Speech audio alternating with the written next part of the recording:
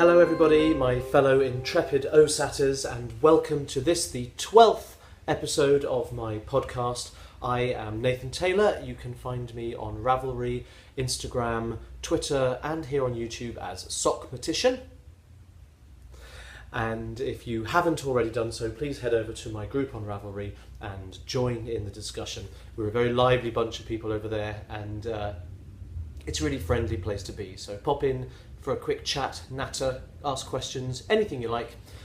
It's lovely to have you. So hello everybody, how have you been? I've not been very well. I've been saying this on the last couple of episodes, and it seems I'm getting sick and tired of being sick and tired, to be honest. I'm well into my fifth week of being poorly now. Yesterday and the day before I could barely talk at all, so my voice does seem to be coming back, which is a good thing. It's just this nasty chest infection that's really wiped me out all the way through my holiday in Pembrokeshire. If you remember, I was ill, and I was definitely getting better. And then last week I had a turn for the worse, and my chest got bad again. I lost my voice, and snot. I mean, let's not put too fine a point on it. I'm sorry if any of you are eating as you listen to this, but I've been a proper snot factory, and it's not very nice. It's not very nice. I don't know if you can hear, my voice still sounds a little bit lower than it should, with a little less resonance and tone than I would like. You may also have noticed, for the very, very eagle-eyed among you, that I am coming at you from a slightly different angle today. That's because I'm having problems with the storage of my telephone, which I normally film the podcast on. So today I'm filming on my iPad, which seems to go a lot longer than 10 minutes at a time, which does mean there's only going to be one camera angle today, so I hope you can cope with that. Part of me is quite pleased because it makes editing an awful lot easier. I love having the facility to do two angles, and I'm kind of missing looking over there where I normally have the second camera set up, as there isn't one. But c'est la vie, this is how things are. So apart from my illness, let's get straight into the roundup. And I don't have a great deal to tell you. This sounds like it might be a shorter podcast episode than usual. Wow. I've felt that before, and I've thought that before, and it turns out up to 2 hours again, so we'll see. I've not had a great deal going on since I last saw you. The day I last recorded, I was just about to go off and meet the lovely Elaine LB from Durban, who was visiting London for the summer holidays and was over to here to meet her grandson for the first time. And it's Elaine who made the fantastic project bags that I've been using, and I don't have any to hand. I do, I've got this one here, which is beautiful, and here's my smaller Notions bag that she sent as well. We'll talk more about Elaine's bags in a minute, but of course one of them is the focus of the giveaway for... sorry, I'm just mess about with my cushions, doing a little bit of housekeeping along the way. The giveaway for the special bag.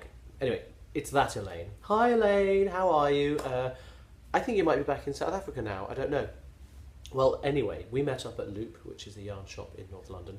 Many of you may have heard of it already, and many may have visited it. It's a lovely place. Upstairs they've got sofas and chairs. You can just sit and chat and knit and natter.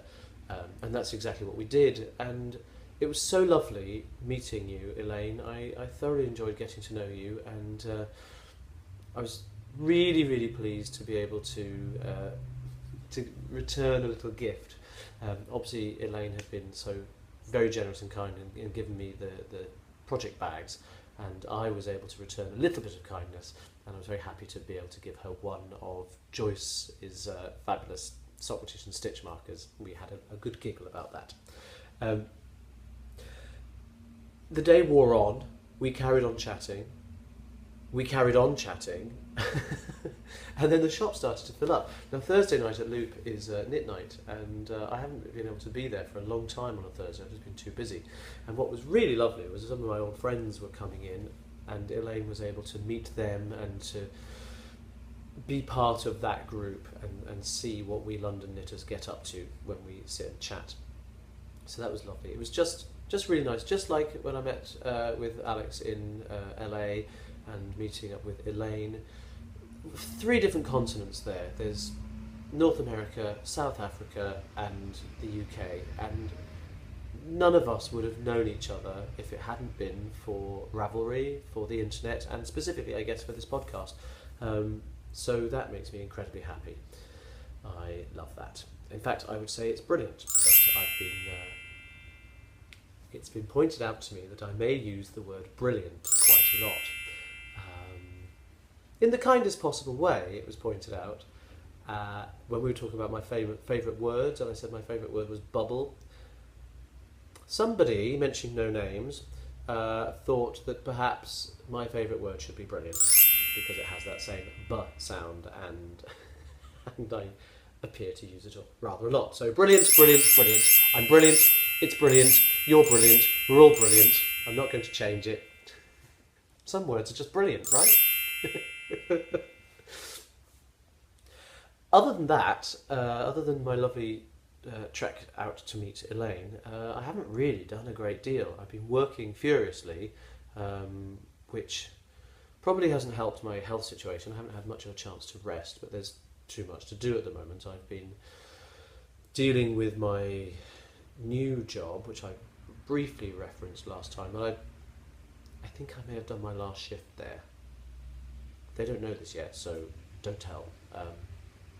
But I don't have any shifts in September, and now that things are hotting up with the secret project that I can't talk about, it's unlikely that I'll have time to be able to go back, so I need to make a final decision on that and let them know, which will be no bad thing. It's not a terrible place to work, there's some very nice people there.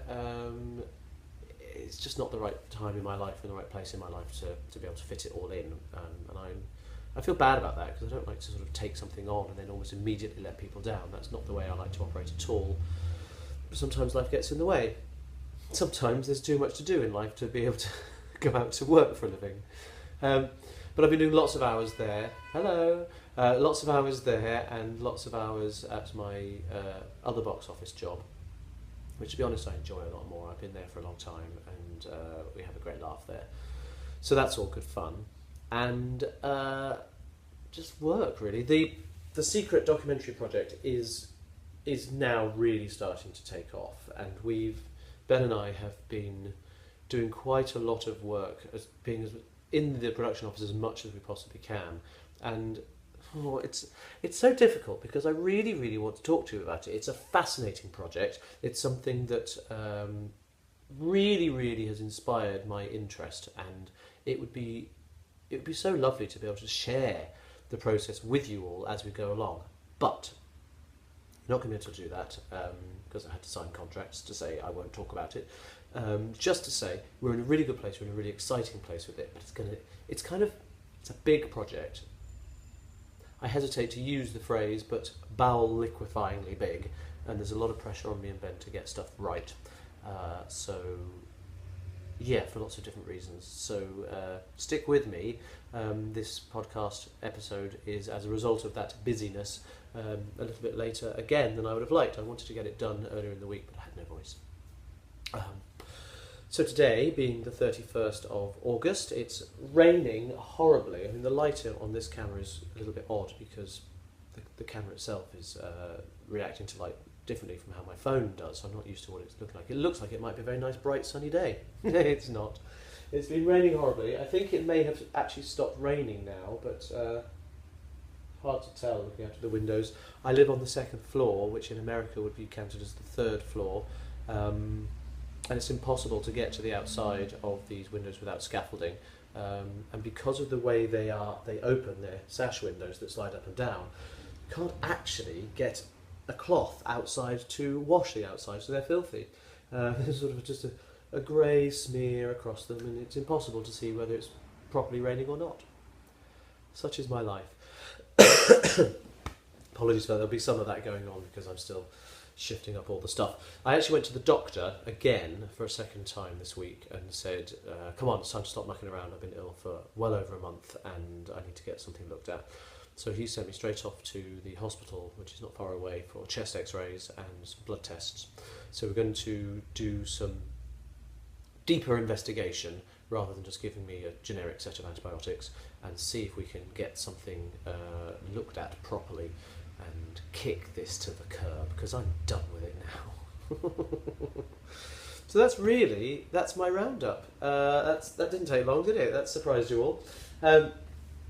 Let's move straight on, back to Elaine's giveaway. This is the bag that Elaine has kindly, well, she gave me 4 bags, and this is the one I want to share with you guys because it's so unusual. I'll show it to you again. It's a very long project bag, and the ends, it's all squished at the moment because it's been lying flat, but the ends are circular. So it's like an enormous pencil case with a long zip across the top and this really long fabulous shoulder strap. So, you know, you go out and about, you can have your knitting with you on the go, you can knit directly from it, which is brilliant.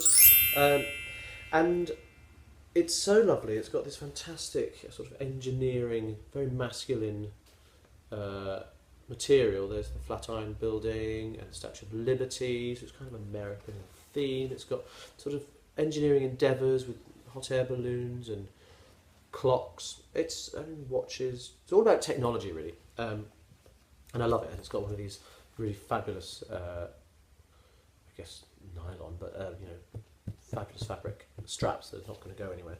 And it's really, really nicely put together.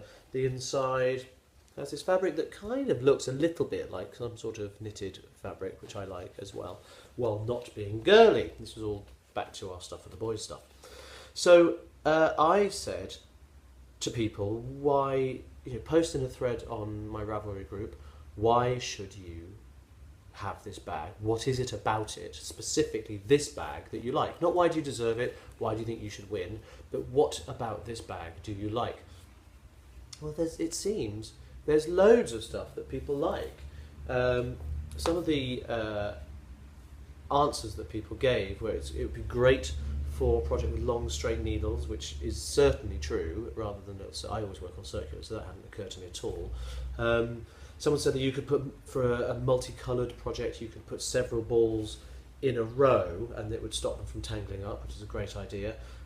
Someone suggested that it would also be great for carrying a bottle of wine with your knitting, and of course it would be. You could roll up a larger project rather than having to sort of stuff it into the bag. The great long strap is very useful, it's not too feminine. Here's a useful one, it'd be brilliant for putting a spindle and some fibre for spinning projects, which is very useful. The unusual shape is popular. It's great for taking cycling because you can throw it over a shoulder and not have to worry about losing your bag to the wilds of the city. It's not too deep, so you don't have to go rummaging around in it if you've got some notions lurking in there.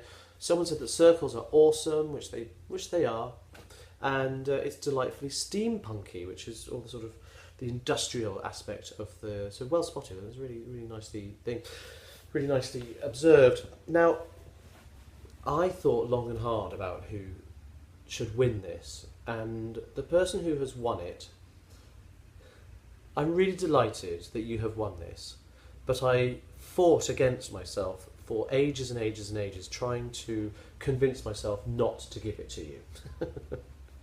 Now that is because I'm cheap. I'm going to mute that.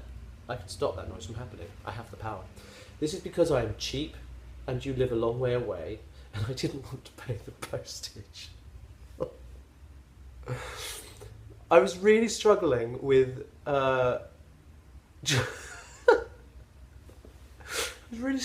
myself and trying to think, well, this is not a good way to choose somebody based on the geography of where you have to post it to. But I genuinely, I'll be upfront and honest, as I always am. I was going through thinking, right, okay, who lives in the UK? Which is not to say I was completely discounting everyone who didn't, but I was trying to think of people who did and push myself towards that. But then I came across, excuse me, then I came across this post again. I had read it before and it had charmed me the first time round, and I read it again, even with the knowledge that I wanted to post it to someone in England, and you need to have this bag.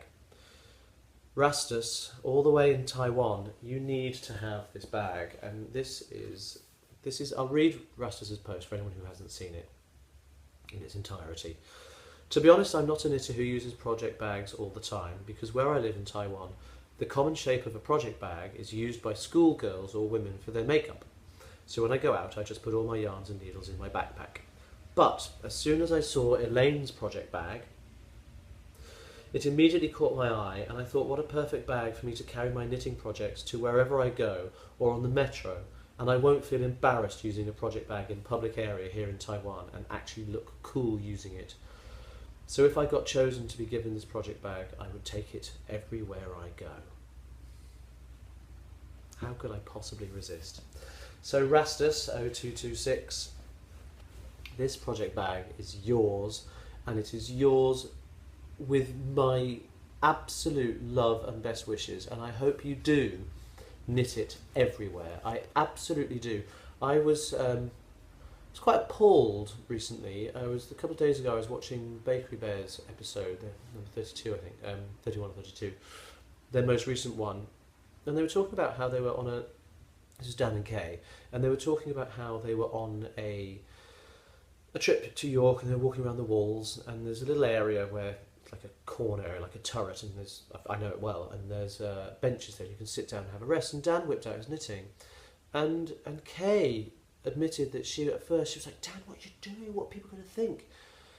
And that saddened me so much. It saddened me so much that somebody like Dan and Kay, who are some of the proudest knitters in the country, would still have that fear of what someone would think of watching a man knitting in public.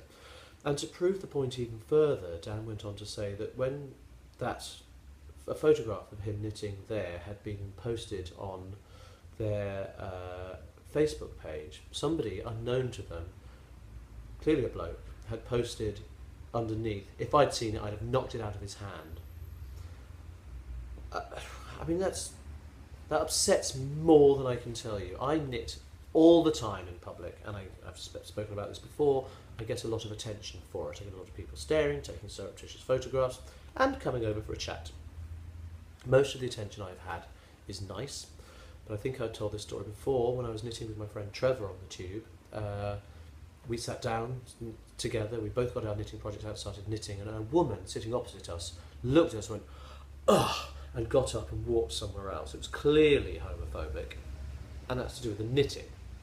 Because we'd been sitting there for 10 minutes beforehand, so it wasn't just that she objected to the two of us sitting down. And this has to change. And so we need to be proud knitters. So Rastus, this is for you, and I hope you are safe and comfortable knitting in Taiwan. I don't know what it's like over there for male knitters, but I hope that this will encourage you to be cool and to be fabulous while you're knitting your project bag, knitting with your project bag. So Elaine, once again, thank you so much. This has come to me all the way from Durban in South Africa, and now it's going all the way to Taiwan. This is one of the most well-travelled items the world has ever seen. It is brilliant. I mourn its loss, but Rastus, I'm so delighted that it's coming to you with my love and best wishes. Congratulations. So there we are. Which leads me on, here we are, I should have said in the community section of the podcast, straight to my other giveaway. Without further ado, here I go straight away. And this is the subscriptions to Debra Garner. I'm so sorry, Debra, I got your name wrong in the last podcast, although I did ask it afterwards. Debra Garner, who runs the addictedtosockknitting.com website and the eZine that you can subscribe to. For those of you who don't know about this, just check back into the last episode and listen all about it. I'm not going to go through it again, but it is brilliant. The website's fantastic, and the eZine looks so amazing. So much work goes into it, and there's so much information, patterns and indie dyers, and it's just brilliant. That's the only word for it, so it is brilliant. And what I want to do is encourage you all, whether you win or not, to head over to addictedtosockknitting.com and check out the website and the eZine. There's a sample magazine there that you can download so you can see what kind of quality it is. It's fabulous. Debra has very kindly said that I can offer out 1 full year subscription, which is 4 magazines, and 5 single issue subscriptions for the summer edition. So all I wanted to do for this one, I didn't want to judge on anyone. A lot of people were saying nice things about why they wanted to win this, but this is random number generation because there's 6 to choose. So I went online and I have chosen the numbers. I've locked the thread, I've chosen the numbers. I'm really, really excited. I don't even know who the winners are. All I've done is I've written down on my laptop here the numbers that the generator with the first number was generated gets the year subscription for 4 issues, and then the next 5 numbers generated get the single subscription. But I'm going to do it in reverse order. If you win, you're very, very lucky people. If you don't win, why don't you head over and subscribe anyway? Because it's just really worth it. You know, if you're a sock lover, and even if you're not, this will probably encourage you to become a sock lover, and you know that I am, hence Sockmatician. So I've got the numbers on screen here. These are the numbers of the posts. I actually haven't even checked online. I haven't matched them up yet, so I don't know who these are. So I'm learning about this the same way you are. Let me just find the actual thread, because otherwise I won't know. So the first one on this is a single issue, so you're winning the summer edition of the, I'm so snotty. I'm so sorry. I am gross at the moment. I'm really apologising for this. But at least I haven't cracked my fingers yet.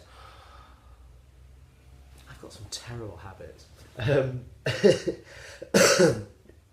So the first one who wins a single issue is number 27, and that is McChase. McChase, let me see if I can find any information about you. You are Michelle from South Carolina, so congratulations to you. You are winning the summer issue of this. Why don't I read the post as well? You said you find sock knitting very relaxing, so you'd love to win one of these issues. Well, you have done. Congratulations to you. The second number for the single issue is number 13. Unlucky for some, but very, very lucky for 13. Ah, it's Kerry. Hi, Kerry.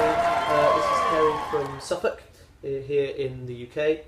We've chatted quite a lot. Well done to you, Kerry. You will also get one of these issues. And interestingly, I had to do this number generation twice because the number 13 came up a second time. You don't win a second copy, I'm afraid, Kerry. It wouldn't do you much good. It would be the same as the first, so why don't we give it to somebody else? So the third person winning is number 6, and that is Maria Samira. Hi, Maria. We've also chatted quite a lot. I think you're in London now, aren't you? I know you were moving to London soon. So congratulations. You have said, I'm addicted to sock knitting. Well, perfect, because so is the website. But enjoy them most when made in a certain way. And you prefer toe up, 9-inch circular with fish lips kiss, toe and heel, and as pearl free as possible. So I'm not really in need of patterns, but would love to learn more about sock knitting in general. And who knows, maybe I come across a pattern and become addicted to. I will download the sample later, which I think she has. Yes, so she's looking at this as a way of gauging whether this is something that she wants to subscribe to long term. So if anyone who's getting this first one, free one, does think, wow, I love this, I need this in my life, then that will make me very happy, because it will have started something good for Debra, which is of course why people offer things out, because we are running businesses, and it's very, very kind of people, but good business sense too. So, I didn't say what Kerry had written, did I? Kerry just put, yay, socks! If my voice were working, that would have been a lot higher. So that's Maria. And who's next? It's number 12, so next to Kerry. And this is, I can't pronounce this one, Anamchara 1104, who is Marley from Wien, all the way from Vienna in Austria. Congratulations to you, Marlies. Marlies? I think think so, Marlies. I'm going to say Marlies, correct me if I'm wrong. I love Vienna. I've been several times, and it's a beautiful, beautiful city. And now it has a beautiful Addicted to Sock knitting.com eZine issue winging its way to you as well. So that's brilliant. And you put, I've recently got extremely addicted to knitting socks, which is of course a good thing.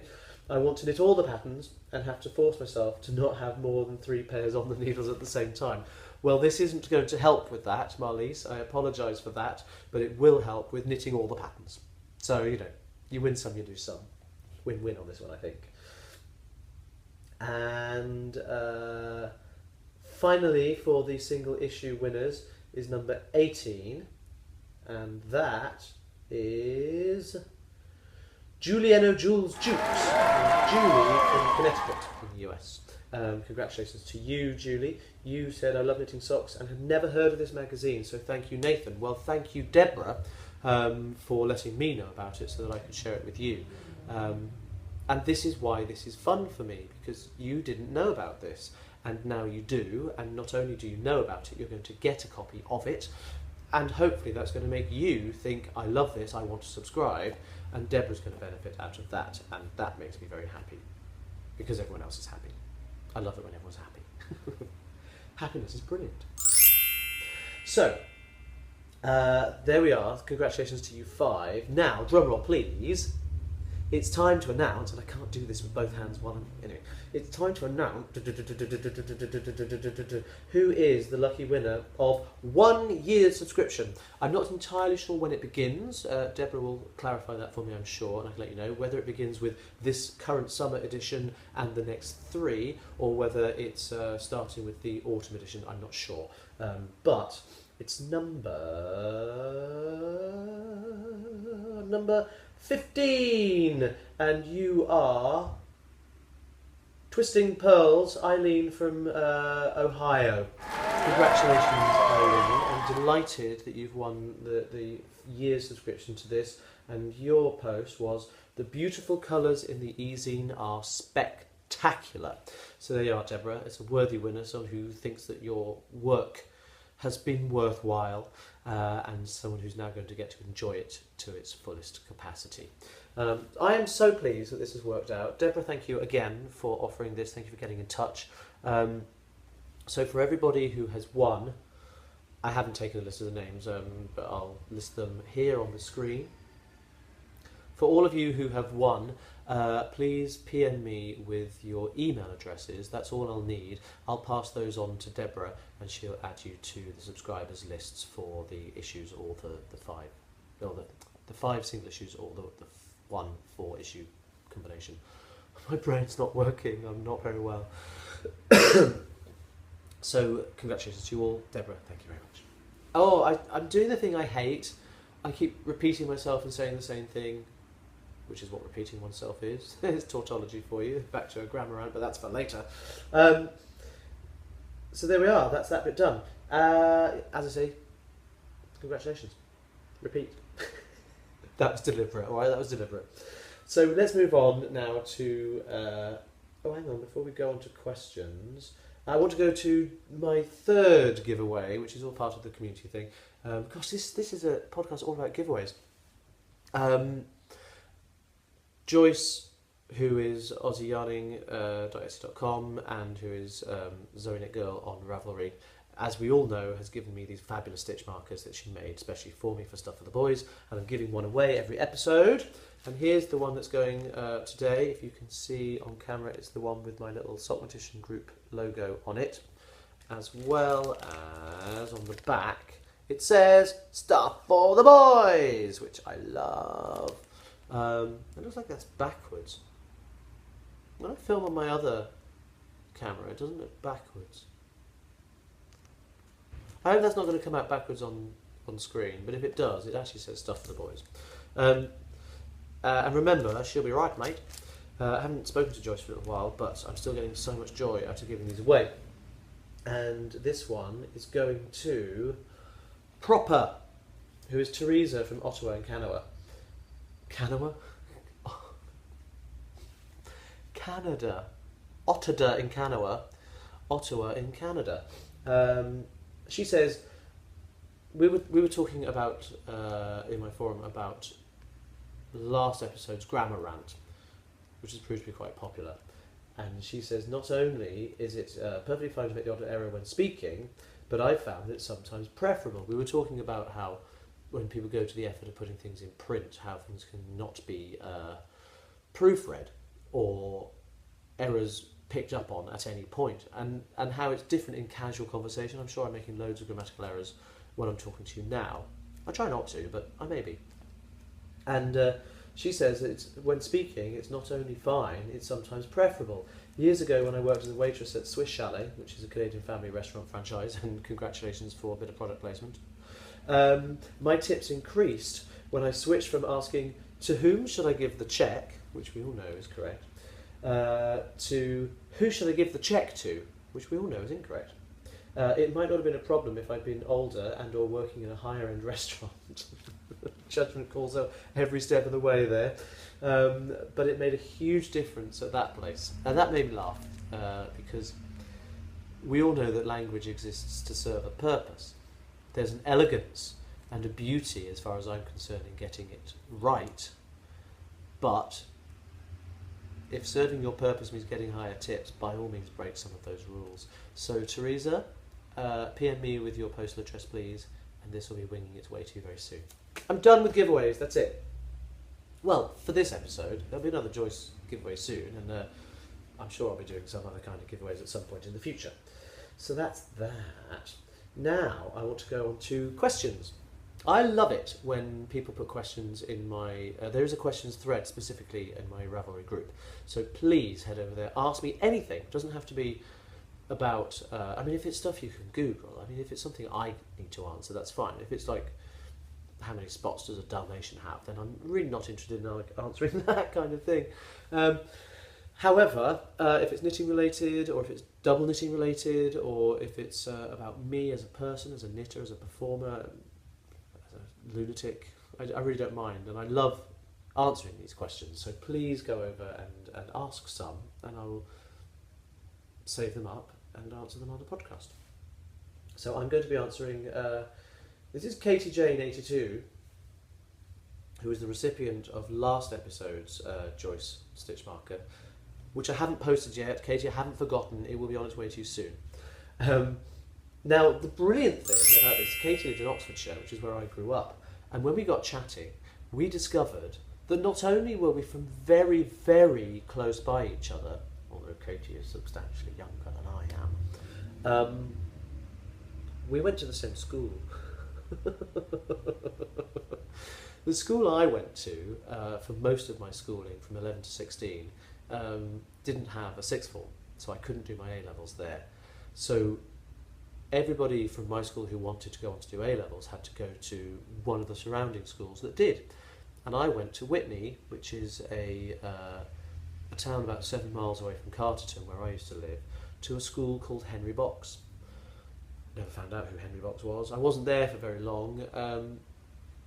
I did 3 A-levels, English, Lit, Drama and Music, and I dropped English, Lit and English, Lit and Music in the first year, and ended up just doing my drama degree. My brain. My drama A-level, and I was barely there at all. I was there for 4 hours a week, and I didn't even go to registration. In fact, at one point my form tutor called my name out by mistake on the register. This was reported back to me afterwards, and said, Nathan, oh no, Nathan's moved on to bigger and better things. And no, I was still attending the school, but even my form tutor didn't know about it. Well, I got my theatre studies A-level, and I got a B, so I didn't do too badly. And that's thanks to a wonderful teacher. And unfortunately, Katie and I don't share any teachers. It seemed we just weren't there at the same time, and so we don't remember any of the same people. But it was bizarre that through this podcast, not only have I met people physically in the flesh from South Africa and from Los Angeles, but I've also been in touch with somebody that I actually went to the same school as. That blows my mind.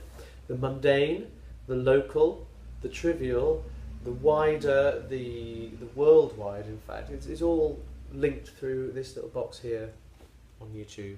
I love that. It's brilliant. And so Katie has asked, how did I get into knitting and designing, and what inspires me creatively? Now, I have actually talked about this. She did prefix that by saying she hasn't caught up. She's a recent watcher and hasn't caught up with the others and doesn't know if I've answered that. I sort of have, Katie, so I'll leave you to catch that up about how I got into knitting itself. But how I got into designing was mostly because I did that almost immediately. I think I may have said this before anyway, but a quick catch up. I was learning to knit socks, and I couldn't find any socks that I particularly liked.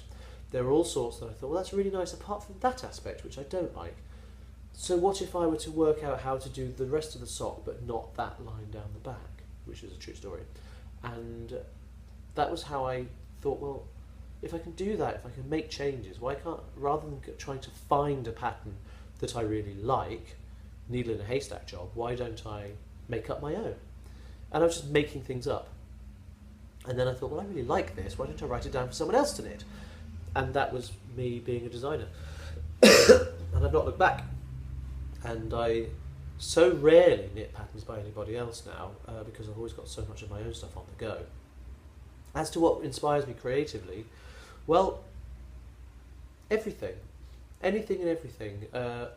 Often maths, as you know, that's the matician part of Sockmatician because of mathematician. Anything that's sort of, well, you've seen my piano scarves recently, and you'll see another one later on. I love the geometry of maths, and I love the fact that knitting is very geometric because the stitches stack up in rows and columns. It is like a graph, and that's wonderful. And maths has so much beauty in it, and so much logic, which is beautiful, and so much that is just this because it is. That's what I love about maths, rather than something that can be a little bit, well, maybe it's this or maybe it's this. No, maths is just that, and I love that. So that's what inspires me mostly. But anything that I see around me, and I don't necessarily go looking for it. I'll just see something and go, oh, do you know what? I want to knit that. So that's that.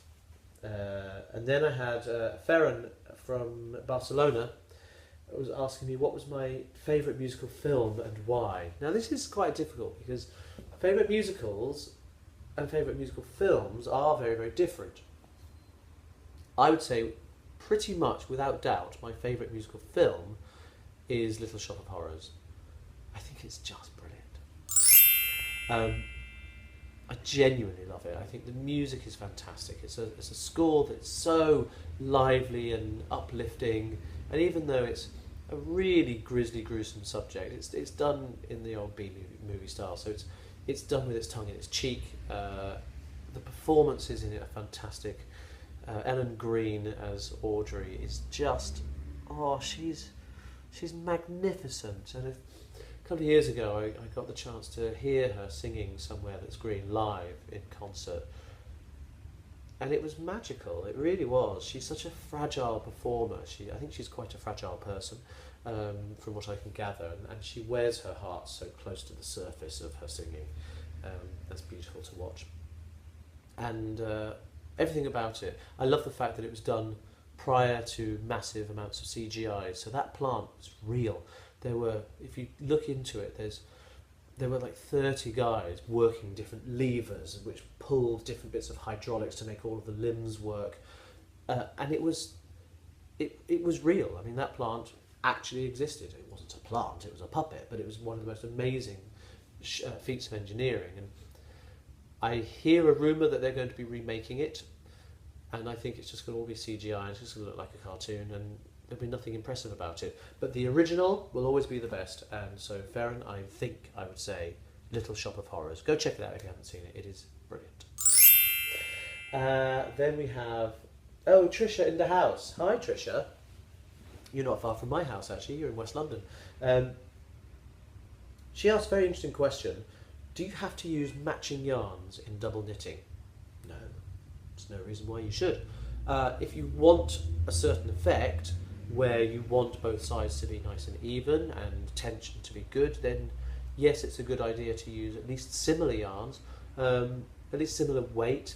You don't have to use the same fibres. I know people who've done some double knitting where they've deliberately wanted to knit a lining for a hat in something like cashmere, but something scratchier and harder wearing on the outside, perfectly possible to do.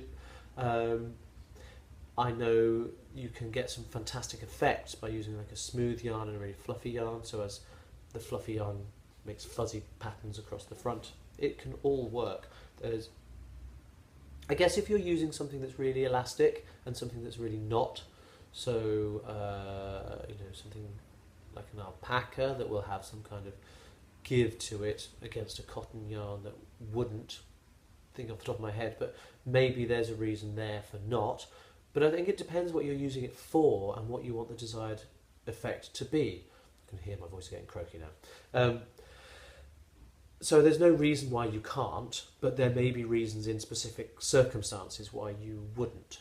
Does that make sense? I say be experimental. Look at the work of Stephen West. He doesn't do double knitting, but he's all about using different textures and different yarn weights and creating fantastic combinations. You could do something similar with that. If what you're looking for is the purity of the colour work and the clarity of the pattern showing through, then it's probably a good idea to use matching yarns, or at least similar. But if you want to do something wacky and zany, there's no reason why you can't or shouldn't, and I suggest excuse me, and I suggest that you give it a go, and I want to see the results, please. And finally, on the question front, this is very exciting. We have a viewer in Hawaii. Hello, Betty. You are TMY in HNL, which may be Honolulu, I don't know. She asks, gosh, it's amazing to think that there are people watching this from Hawaii when it's weeing itself with rain outside, and I'm sure in Hawaii it's gorgeous weather. It's a very long way away from here in North London. She asks, sorry, I lost the place now. I'll tell you, my brain's not working. She asks, is it considered double knitting when two socks are done one inside the other, accomplished at the same time? I'd love to see this technique demonstrated because I can't figure out how it could be accomplished without the socks being connected. Well, yes it is. Double knitting really applies to any type of knitting where you're constructing two separate fabrics. They could be interconnected, which is what happens where you change colours, or they can be completely separate. If you don't change colour, then your fabrics are going to be unconnected unless you want to connect them at the sides or at the cast on. You can knit two completely separate things as long as you don't cross the yarns over. Double knitting the fabrics only get interconnected where, so if these are the columns of stitches here, what happens when you change colour is one goes from the front to the back and one goes from the back to the front. And that's what locks the stitches together, if that makes sense. That's what, you see that there? That's what locks the stitches together. And so you get fingernail, pad, fingernail, fingernail. It's a terrible description, but you know what I mean. It's the yarns crossing from front to back is what locks the two sides of the fabric together. So if you don't do that, then the fabric stays separate. And when you're knitting one sock inside the other, as the famous character in, is it War and Peace or is it Crime and Punishment? One of the two, did, and used to sort of, and in the book pulls one sock out the other to the delight of the children around her. If you are knitting alternate stitches but making sure you're using two separate yarns and you keep the yarns in the appropriate positions so that you don't cross them over from one to the other, your two socks will stay completely separate. Most people, when they're doing this to avoid this problem, would knit the inner sock inside out. So you'll have all the purl stitches on the outside and all the knit stitches facing inwards. So that's easier to keep the yarns separate in double knitting when you do that, because then you're, no, hang on, other way round. Outer sock inside out, inner sock right way out, because then you keep your yarns separate with no crossing over, the way you would knit reverse stocking stitch. I'm really not explaining this very well, but yes, Betty, it's perfectly possible. It is considered double knitting. I've never done it myself. I'd like to give it a go, but I might do it on something smaller than a sock, maybe a little tubular swatch just for fun. You'd have to do a little bit of rearranging of stitches when you get to the heel, when you get to decreases and stuff like that, but it is definitely possible. Teresa, back to you. your name is proper, you're a total grammar geek, and you can't spell proper. I'm sure it's not for that reason. So, that leads us on to everyone's favourite. I can't even do the voice today because I'm so tired and my voice is not working. But what's that? You can see I'm wearing long sleeves today, so it's not going to be one up here. It's one down here. Today's what's tat is this one. Gosh, it's going to be hard with the light here on my wrist. It's this one, which is actually there upside down. So I'm not sure I can get in a position where I can show you this. Oh, there's no light on there, so hang on. It's that way up. All crazy contortions. It's this one here, the cross with the two diagonal lines coming off the top corner. And it is called Gibu Auja. Gibu Auja, it's a Viking bind rune. Now the Viking bind runes are where you sort of combine two runes with separate meanings into one diagram. I'll keep it upside down, that's what it looks like. It's a cross, and it's also this shape. Belchy, belchy, burpy, burpy. This way as well. It's two separate runes. And if I show you on here, you've got, oh gosh, I'm not going to be able to get this to work, am I? So you've got the cross, and you've got the one that looks like an F combined together into Gibu Auja. And the bind runes are a lovely way, what does it say here? A bind rune is created by combining two or more ancient Viking runes into a single symbol. What this combination is believed to do is create a more powerful rune than the individual runes used to make it. And it goes on. But there are practical bind runes, which are about increasing strength, love, endurance, improving health, protecting themselves or their home, improving a relationship or financial success. And this particular one, Gibu Auja, is a combination of the Gebo, which is the cross shape, and the Fehu, which is the F shape, combined. Now, Fehu is for a gift, and other way around. Gebu is a gift, and Fehu is good luck or wealth or fortune. So together they represent the gift of good fortune. So it's a general symbol for good luck, essentially, but good fortune specifically. And I love it. I love the fact that it's there. It kind of is a bit shambolic, and I like that. I love what it means. I think it's good to have positivity around you all the time, and I've got an arm full of it. There's my positive arm. All of the symbols that I chose were positive in some way or have positive associations allied to them. So that was what I wanted for that, and Gibu Auja is the perfect example.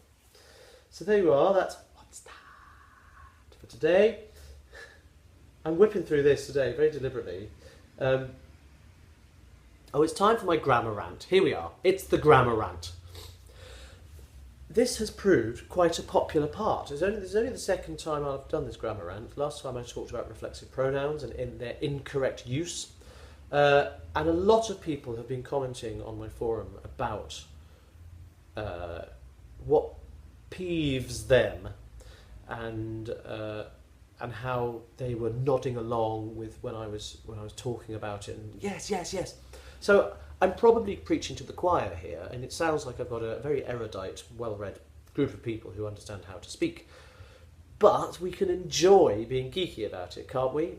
There's a lot of joy in that. So Porthia was saying, I get mad when people insist that something is very unique. And of course, unique is an absolute. It's either unique or it's not. There are no degrees of uniqueness, so she's absolutely right. Although I responded to her and I said, I get more cross when people say something is quite unique, as in, it's a bit unique. Well, at least very is sort of quite far down that line, so it's not really a full contradiction. A bit unique, it's not even just duplicating the phrase, it's contradicting itself within itself. But this is not what I'm going to talk about today. Selma123 in Canada said, don't get me started on the past participle. She wonders if this is more of a North American thing or does it happen in the UK as well, and she gives the example, I should have went. Now that's very interesting. I didn't know that was a North American thing. I should have gone is obviously correct English.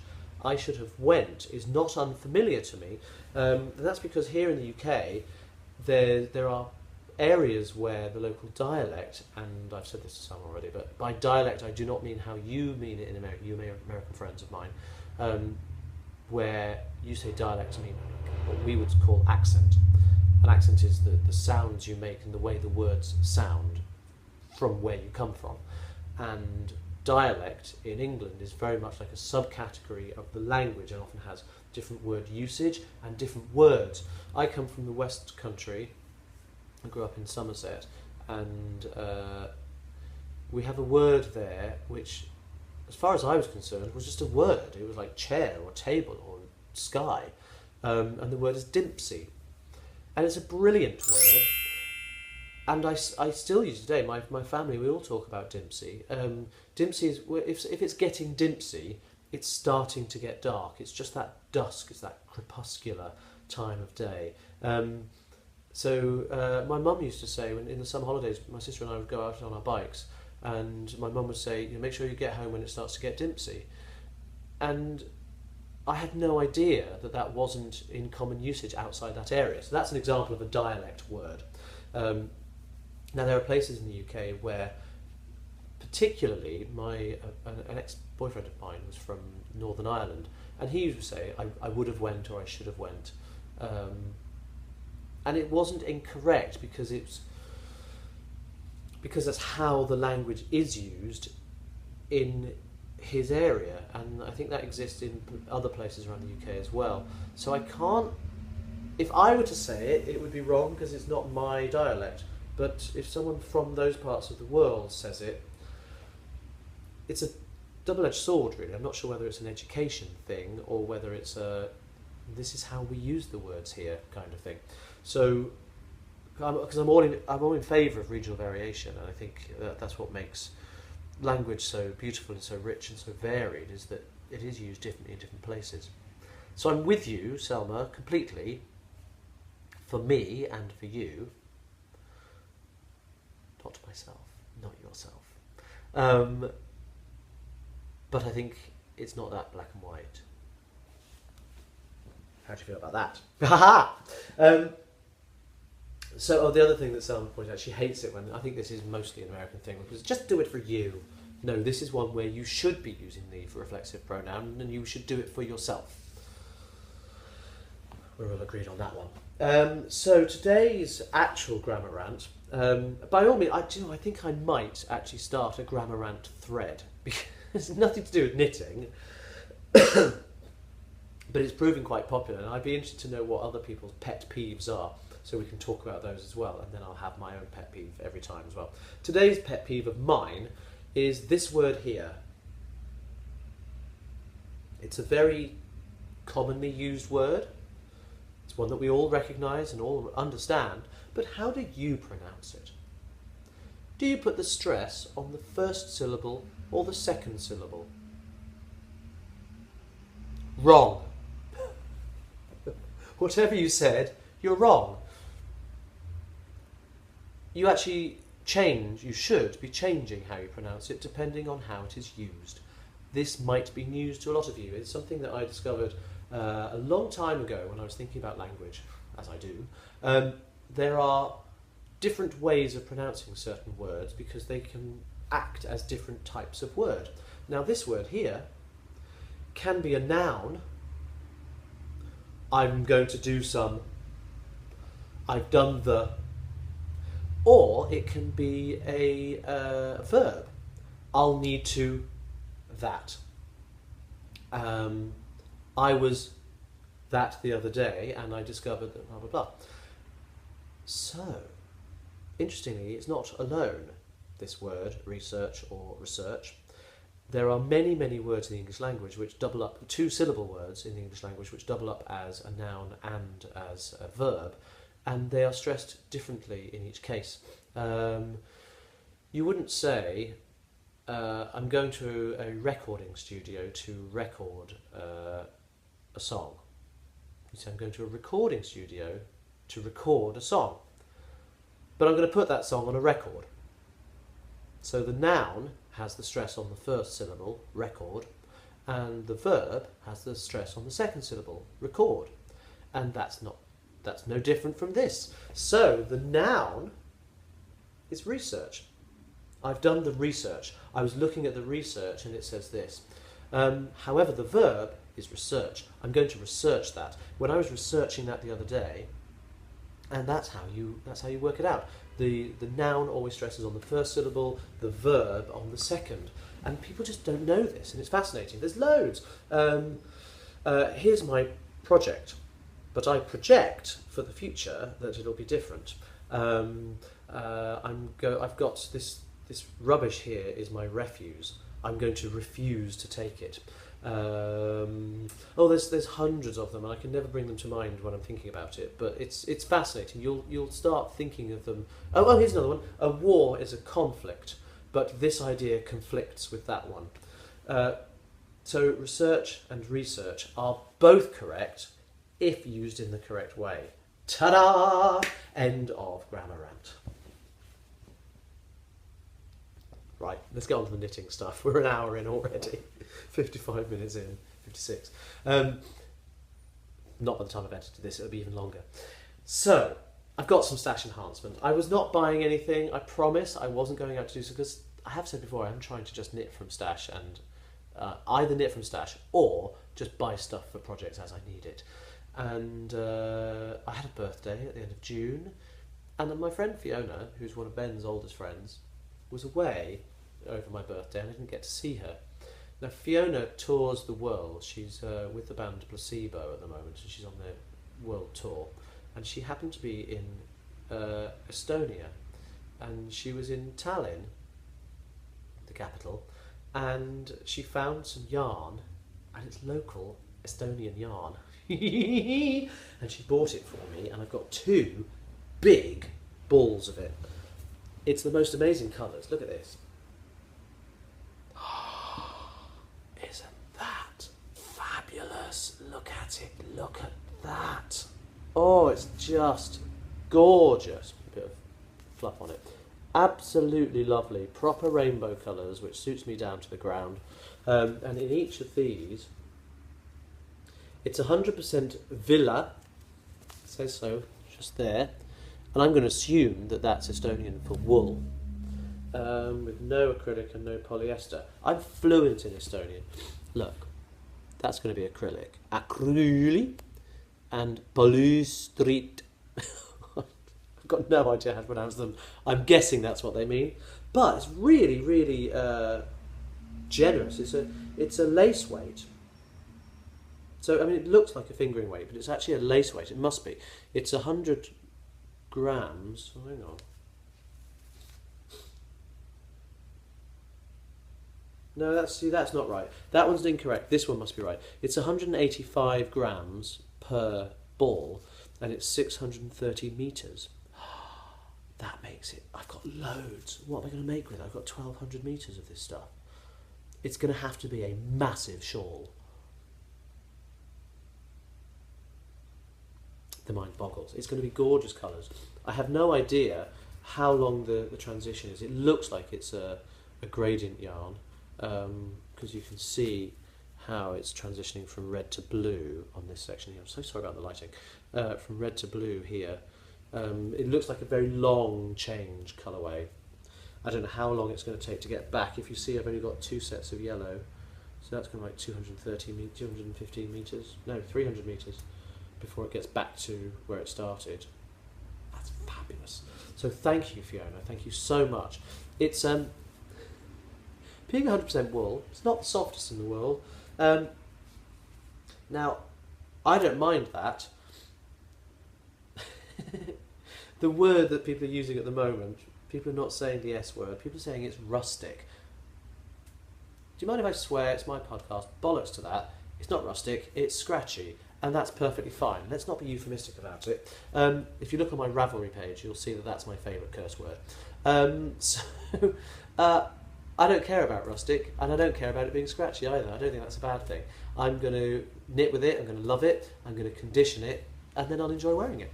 Some fabulous massive shawl. I'm hoping maybe a big lace thing that can just get bigger and bigger and bigger until I run out of the yarn. It's gorgeous. I really, really love it. And I love the way it's been presented as well. It's such a, clearly done by machine, but it's so beautifully wrapped and presented. Gorgeous. And it's called Qu'est-ce too long? There's loads of it. It's too long. I'm sure that's what it must mean. So that's my stash enhancement, and I'm delighted with it. And that leaves me on... before I move on, you remember last episode, I was... Oh, Ben's just arrived home. Ben, I'm just recording! Yeah, sure. You'll remember last episode that I had my mystery alpaca, which I had no idea what it was because the ball band had flaked off. Well, here it is. It's gorgeous, gorgeous alpaca, and it's so loosely plied. It's got this fabulous chain link effect. You can see it against the white there particularly. Really, really nice. It's going to have a fabulous drape. Well, Anne Fran, 25, has figured it out for me. And do I have it? Yeah, it's this. So there's a person called Pure Welsh, and it does say Pure Welsh on Etsy. It does say Pure Welsh on it. Just make that out there. It says here, when I went to the local agricultural show in the summer, I met Emma, who has a lovely flock of alpaca, which are only about 5 miles from me. This is from the proprietor. Apart from the lovely alpaca called Cindy, whose fleece I blended with my Llanwenog lamb's wool, I saw a beautiful black fleece from Georgina. I could not resist and had this fleece spun into a luxurious feeling DK yarn, all smooth and glossy.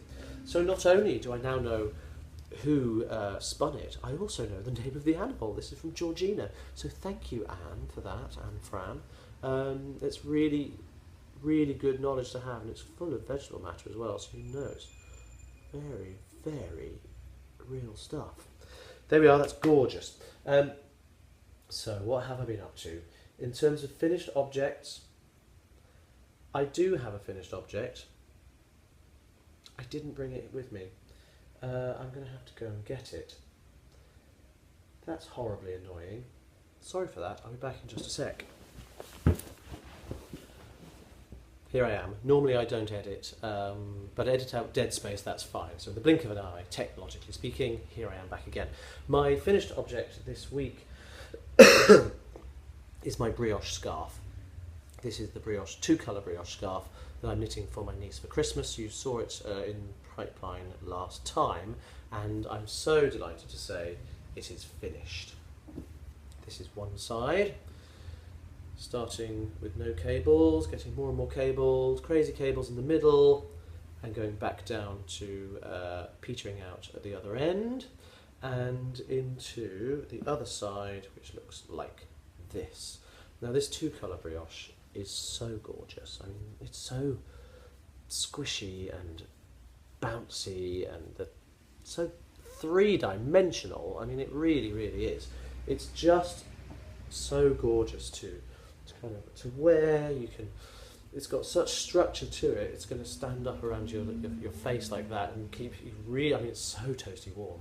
And then because the cables peter out, it gets wider here, so you can stuck it inside your coat and have it as an extra layer. I'm so pleased with this scarf. It's done with my my method of doing the 1-pass 2-colour brioche, so you don't have to work every row twice the way you would normally in brioche knitting. And I'm absolutely delighted with it. It's going to be called the Wren scarf, and it's called Wren because it's for my niece Jenny, and Jenny has always been known as Jenny Wren, right from when she was a tiny baby. So this is my Wren scarf for my niece Jenny, and I'll be writing it up soon, as soon as I get the time, because I need to write up how to do the technique of the 1-pass 2-colour brioche, just because it will be perfectly possible to knit this in the normal way, but it's a brand new technique, so why not enjoy it? So I may write it up for both methods and see how we get on. I'm not too sure really of how to write up a pattern for brioche knitting. However, I'm going to be teaching a brioche knitting class very soon, on the 20th of September, which is a Sunday morning at Wild and Woolly, where I did my double knitting tutorial recently for the lovely Anna Feldman of Wild and Woolly. I'm going to be teaching brioche. Now, I haven't had a chance to chat to Anna yet, so I'm not really sure what the focus of the workshop will be, whether it's going to be just beginner stuff or whether it's going to be more advanced. So we'll probably be covering one colour brioche for those people who've never done it, and maybe an introduction to two colour and maybe the 1 past 2 colour method, if there's time, if we can fit it all in. But for now, that's the scarf. I absolutely love it. Look how thick that is. It's only folded over 3 times. It's really chunky, really gorgeous. And that was done with the Rico Heritage Aran in colourways Aubergine and Petrol. That's that. That's my FO. And moving on to my whips. Now, last time I showed the sock that I was making in a lovely bag by Mina Makes. Thank you, Mina Phillip, knitting expat. I've gone a little bit further with it. I'm part way down the heel flap, but it is, I mean, it's pooling. And I asked people whether they liked the pooling or not on Instagram. It looks like some sort of Harry Potter scarf. Some people have come back to me and say that they love pooling, and that it's a great expression, that pooling is just the yarn's way of expressing itself. And some people are saying pooling is yarn doing what yarn does. And I don't mind it at all. However, there is somebody who hates pooling more than anything else in the world. That's you, Kay Jones. You know I'm talking to you. Hello. Now, Kay and Dan on the Bakery Bears have got their knit or forfeit competition going on between the two of them, asking each other questions, and whoever loses has to do a forfeit. And Kay's forfeit is going to be to knit with the pooliest yarn she could find. Now, I said to Dan, because Kay had already said on Instagram how much she hates pooling like this, specifically this sock. She hated this, which I knew she would, so I wasn't at all offended. And I said to Dan, do you know what? If you win, I'll rip this out and send it to you. Well, I think he quite likes that idea because they've mentioned it in their last podcast, and Kay is no longer talking to me. So, seriously, it's coming your way. I've stopped working on this now. Dan, if you lose, I get to carry on making the sock. Dan, if you win, it's coming at you. So that's a whip, but it's kind of pending at the moment because I'm looking forward to the outcome. Now, at the last episode, Kay dropped a point. Sorry for spoiler alert. Kay dropped a point, so she's now level with Dan. They've both lost 1 point each. So Dan, you need to score 100% on your next episode in order to win, or at least draw, and then go to the tiebreak. Otherwise, you don't get to have fun with this yarn. What else am I working on? Because of my brioche, I'm not sure this counts, but maybe they're FOs, maybe it's a whip, I don't know. Because of my brioche tutorial lesson coming up soon, my brain really is not working today. I've done a couple of swatches just to take along with me. So here's one. This is just standard brioche rib, 1x1. It's such a gorgeous texture. It's very different. It's really, really stretchy. Both directions actually. But you can see how the kind of zigzags backwards and forwards. It's really, really lovely. This is with the knit by numbers that I used for my piano number 1 scarf. But it's just the texture with all those yarn overs in it. You can see the little diagonal lines going up the inside of the rib. I really like the texture of brioche. And I did this is 1 colour brioche. I did it the standard traditional way by doing 2 passes for every row, but you just go sort of from one side to the other and then back again, and that essentially makes 1 row. You're sort of knitting round in a circle, really. It's almost like knitting in the round, but not. That's the 1 colour brioche. And then I knitted a swatch, which funnily enough matches this. A swatch just to show 2 colour brioche. Again, you can see how the structure of the fabric has all these diagonal yarn overs in between the knit stitches. Now this is knitted with my one pass method, so this is a swatch for that. Showing different bind offs as well. This is the Italian bind off, which makes it nice and stretchy. This was actually a long tail cast on, which is really stretchy. I don't really like the look of that. It looks a little bit mucky at the end. There's a lot going on, but it is really stretchy, so it's very useful because brioche stretches like you wouldn't believe. The stitch gauge is always very low compared with the row gauge. There's only 22 pairs of stitches on there. It's not very many. Hang on, 1, 2, 3, 4, 5, 6, 7, 8, 9. Sorry, 22 stitches, 11 pairs of stitches, and the width of it is quite ridiculous. Whereas you think that it's 1, 2, 3, 4, 5, 6, 7, 8, 9, 10, 12, 13, 14, 15, 16, 17, 18, 19, 20 rows. There's 20 rows and 22 stitches. It's nearly twice as long. So I love that. I'm going to call it an FO. Well, it's in the whip section. I'm going to call it an FO anyway. Coming along quite nicely is my piano number 2. I'm thoroughly enjoying knitting it still. Here it is. This is knitted in eZine.co.uk Deeply Wicked, which is the key lime, the green colour, and the black is Malabrigo sock.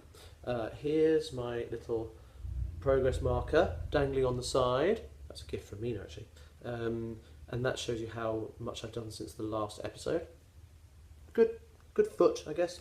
So let's do the ceremonial moving of the stitch marker.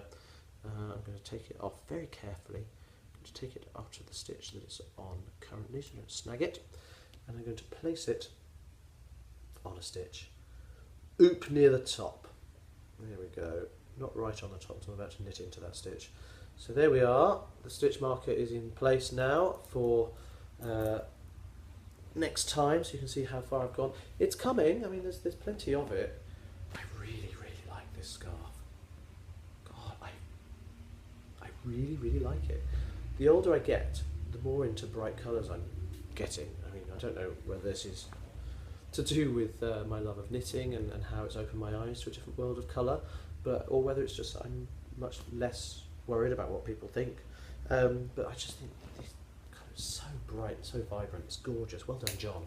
That's John Dunbalm of Easy Knitter, who is Easy Knitter on Ravelry at easyknits.co.uk. So that's that one. And I have a third. I'm not going to unveil the third piano scarf. I haven't started that yet. But last week I had. You'll remember I showed you 2 balls of yarn that I'd frogged on a scarf I'd started several times. This scarf is for one of my nieces. The other one, my other niece, needs a scarf of her own as well. Now they're very different, Jenny and Becky, my 2 nieces. Very different indeed. Jenny, very girly, very. She likes girly, pretty things. Becky, bit of a rebel. She went through a bit of a goth phase, so I thought black and green would be fun for that. The only other thing I could have done was black and purple. So I'm really pleased with how this scarf is turning out. Let me just hold it up and show it to you. So it's double knitting, of course, and it's got these skull and crossbones going on up one way or the other. And can you see the skulls? I'm so pleased with this. The skull's eyes are holes that look all the way through. Can you see? Oh, not so much. Can you see there? They're so much fun. Look at that. All the way through. The skulls are very surprised looking, and you can see them probably better on the other side. Hello, there we are.